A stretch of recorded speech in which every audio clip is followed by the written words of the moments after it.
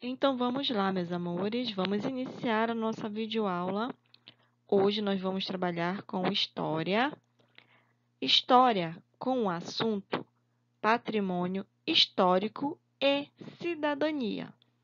Nós vamos trabalhar no livro nas páginas 45 a 56. Na página 45, escrevam a data de hoje. Então vamos lá, meus amores, trabalhar história com o assunto patrimônio histórico e cidadania. Vamos iniciar falando de patrimônio histórico. Vamos acompanhar a leitura. Na história, um patrimônio é um bem importante, seja para uma única pessoa ou para um grupo grande delas. Podemos dizer que é uma espécie de herança, que talvez existia há muito mais tempo que nós. O patrimônio contém lembranças e lições e também nos traz um senso de união, graças a um passado comum.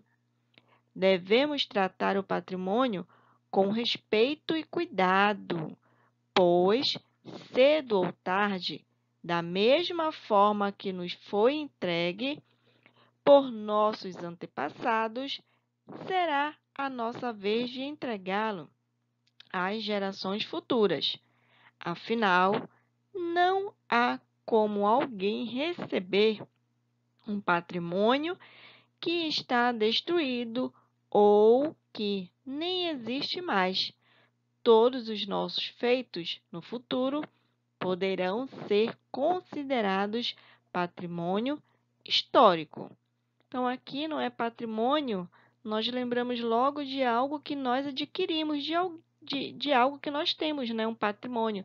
Pode ser um bem, né? Uma casa, ter um patrimônio, né? Um carro, tá? Mas, falando aqui na parte que pode ser o patrimônio em um grupo de pessoas, né? É algo que nós adquirimos, tá? De antepassados. Como vocês podem observar, na cidade de vocês há vários patrimônios históricos, tá? Que aí veio de muito tempo atrás. Se vocês observarem, temos várias igrejas aqui na cidade de Belém, várias igrejas bem antigas, tá? Nós temos lembranças da época em que Belém foi transformada em como se fosse a Paris, tá? Se vocês observarem, nós temos o bosque, tá? Nosso bosque, ele era considerado como uma espécie de passeio das pessoas que eram consideradas de elite, tá? Então, se vocês observarem as coisas que tem lá dentro, vocês vão ver que são coisas bem antigas, tá? Então, nós, tá, como cidadãos da nossa cidade ou do país, temos que conservar, tá, esses patrimônios que foram deixados por muitos e muitos anos, tá? Como deixaram para nós, né, que nós estamos aproveitando agora, conhecendo a história, tá? Se vocês pegarem para conhecer cada casario, casarão que tem aqui em Belém, vocês vão ver a história por trás desses patrimônios, tá? Se vocês derem uma observada lá no Ver o Peso, nós vamos ter vários casarios lá, tá? Estão, é, estão quase caindo aos pedaços, né? Que aí o governo, né, deveria ter esse cuidado que desses casarões que nós já adquirimos desde a época passada, tá? Mas infelizmente não é isso que a gente vê, o cuidado, tá? Então aí os patrimônios que nós adquirimos, não é? Como sociedade, nós temos o quê? Que preservar, cuidar, principalmente porque as futuras gerações, né, os nossos filhos, os nossos netos, vão poder conhecer também e usufruir. Vamos falar de tipos de patrimônio, tá? Nós temos dois tipos aqui. Primeiro, nós vamos falar de patrimônio patrimônios materiais e também imateriais. Então, nós vamos conhecer cada um desses. Vamos lá? Os patrimônios materiais. Vamos lá? É o conjunto de bens materiais físicos que possuem importância histórica para a formação cultural da sociedade. Podemos destacar como bens materiais obras de arte, como pinturas e monumentos, cidades, prédios e conjuntos arquitetônicos, parques naturais, sítios arqueológicos, enfim, tudo aquilo que existe materialmente e possui algum valor histórico e cultural que o dignifica de ser preservado e lembrado. Para se tornar um patrimônio histórico, olha só, para algo, né, se tornar um patrimônio histórico, é preciso que o bem seja tombado. O que significa tombado? O tombamento é o ato de reconhecimento do valor histórico, artístico ou cultural de um bem. Então, aí quando aquele ou um prédio, né, ou uma igreja for reconhecido que é algo importante, né, ou para aquele país ou para aquela cidade, é tombado, tá? E é considerado como um patrimônio histórico. Quando um elemento cultural é considerado patrimônio histórico cultural por algum órgão ou entidade especializado no assunto, dizemos que ele foi tombado. Vamos agora falar de os patrimônios imateriais. Está relacionado aos elementos espirituais ou abstratos. Por exemplo, os saberes e os modos de fazer. Ambas possuem aspectos simbólicos, posto que carregam a herança cultural de determinado povo, ao mesmo tempo que promovem sua identidade. O patrimônio imaterial é passado de geração a geração, vivendo a memória das pessoas e é fundamental na criação da identidade de um povo. Tá? Então, nós temos o exemplo aqui, o frevo, não é? É uma festa popular de Olinda, considerada patrimônio imaterial da humanidade. Então, enquanto o patrimônio material é algo que você pode tocar, né, palpável, o imaterial não, tá? São coisas abstratas que você não pode tocar, tá bom? São heranças que vêm adquiridas por povos, tá? São saberes, danças, tá? Então, tudo isso faz parte do patrimônio imaterial. Vamos lá falar do patrimônio histórico nacional. No Brasil, temos uma vasta lista de patrimônios materiais e imateriais, tombados pelo IPHAN. Entre eles, encontramos artefatos artísticos, igrejas, museus, cidades e patrimônio imaterial, que somam em sua totalidade centenas de itens.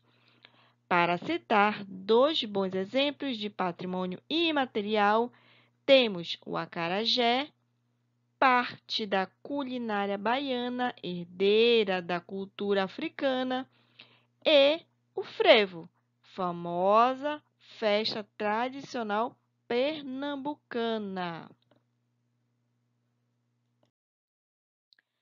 Vamos falar agora de patrimônio histórico universal.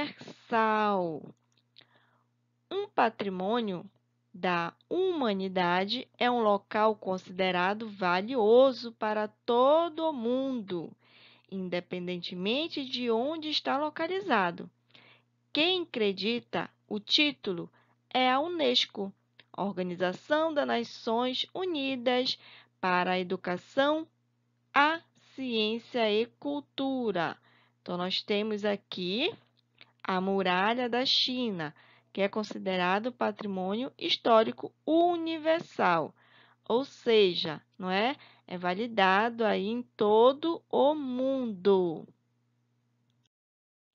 Existem instituições que são responsáveis por identificar, preservar e promover o patrimônio cultural, tá? Que é o Instituto do Patrimônio Histórico Artístico Nacional, o IPAM, o IFAM. É responsável pelas políticas nacionais de patrimônio cultural. Então, aqui é um órgão, né, onde ele vai verificar se aquele local ou objeto, né, pode ser considerado patrimônio histórico. Existe até uma instituição responsável por declarar que é o patrimônio do mundo aqui, a Organização das Nações Unidas para a Educação, a Ciência e a Cultura, UNESCO. Estas instituições trabalham para preservar o patrimônio cultural, tá? Então, aqui nós vimos os órgãos que são responsáveis por preservar, né, promover o patrimônio cultural nacional e o outro mundial, tá? Vamos para o nosso próximo assunto. Vamos falar de cidadania. Cidadania. A cidadania é um conjunto de direitos e deveres. Então, preste atenção nessas duas palavrinhas, que a cidadania, não é? Ela é um conjunto de direitos e deveres exercidos por um indivíduo que vive em sociedade. Muito importante também essa parte.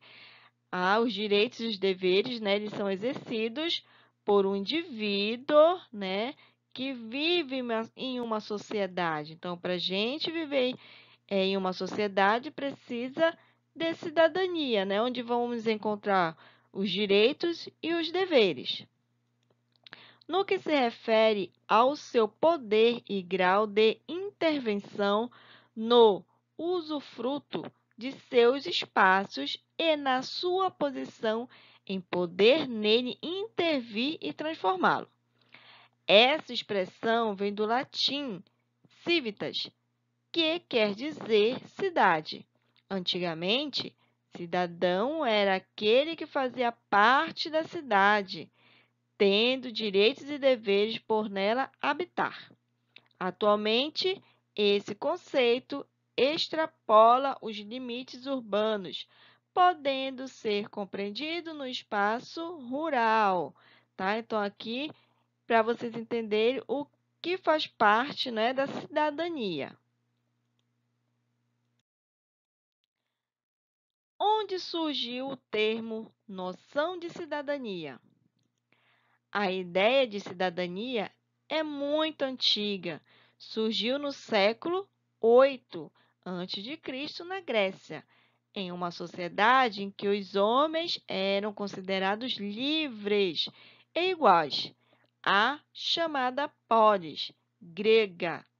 Então, aqui nós temos mulheres, crianças, estrangeiros, escravos, comerciantes e artesãos. O que acontecia com essas pessoas? Não eram considerados cidadãos, tá? Suas opiniões não tinham qualquer peso. Então, aqui, mulheres, crianças, estrangeiros, escravos, comerciantes e artesãos não eram considerados cidadãos. Então, no caso aqui em cima, era considerado cidadão, né? Homens livres e que tinham, né, poderes aquisitivos aí. Vamos lá. Mas a noção de cidadania mudou muito de acordo com o tempo. A cidadania se aproximou mais da forma que conhecemos já no século XVIII, quando na Europa a Revolução Francesa, baseada nos ideais do Iluminismo, reforçou a noção de que os indivíduos devem ter direitos equivalentes e iguais perante o governo, independentemente de sua origem ou posição social. Entretanto, Esse conceito ainda deixava de fora as mulheres, crianças e os escravos. Tá? Então, a partir do século XVIII, foi mudando um pouco aquele modo de cidadania que eu acabei de mostrar para vocês, não é? Mas, ainda assim, não é? Alguns grupos ainda ficaram de fora, mulheres, crianças e escravos. Foi preciso muita luta para que o conceito atual, que inclui todas as pessoas, independentemente de quem sejam, fosse formado.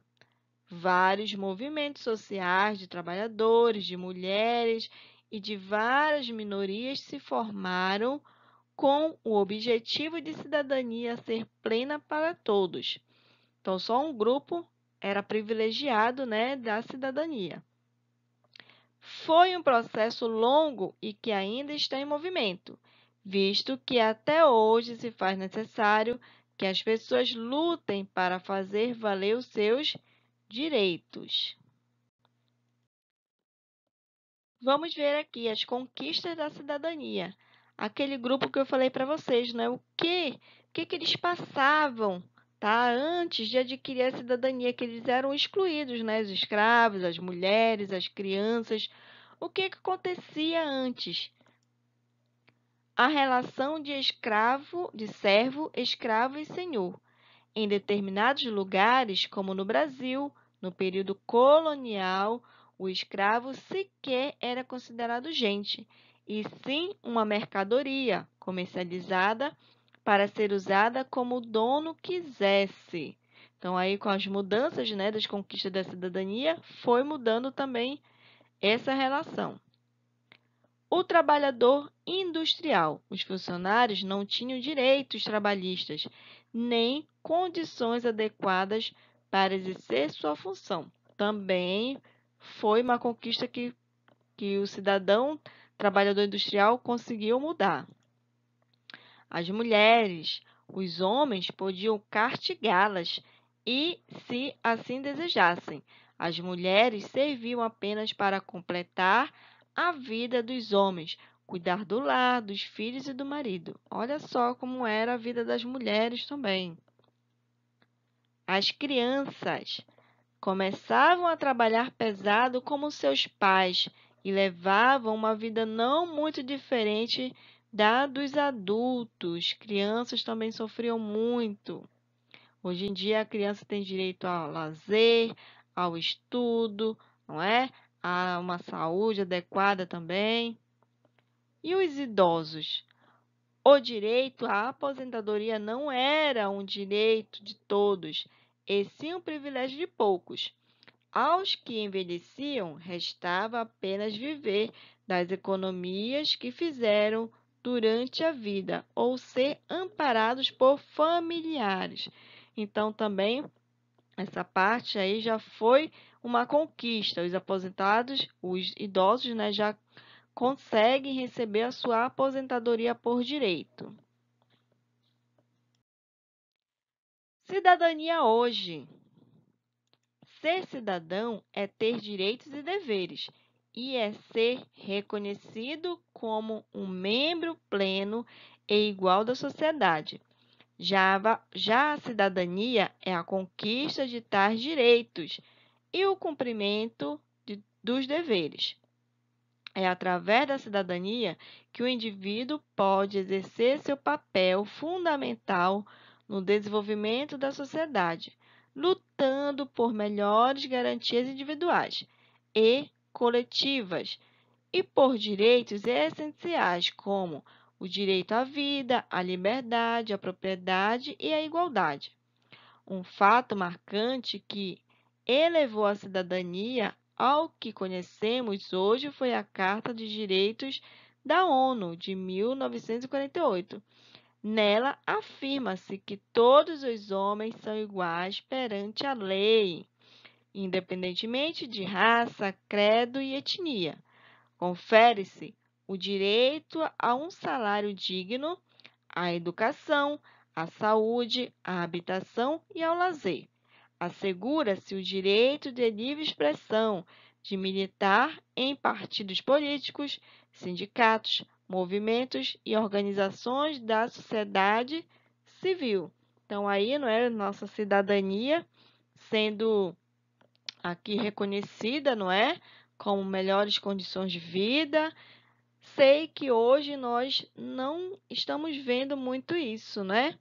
A educação é precária nas escolas públicas, a saúde também precária, tá? Mas já do ponto de vista, né, que já foi adquirido pelo menos esses direitos, já é um bom salto aí, né, do que eu acabei de ler para vocês, que era no passado, não é? Então, aqui vocês viram um pouco, né, sobre o nosso assunto de hoje. Leiam o livro de vocês para poder responder as atividades, tá? São 2 assuntos hoje, tá bom? Então, bons estudos para vocês. Até a nossa próxima aula. Beijos, tchau!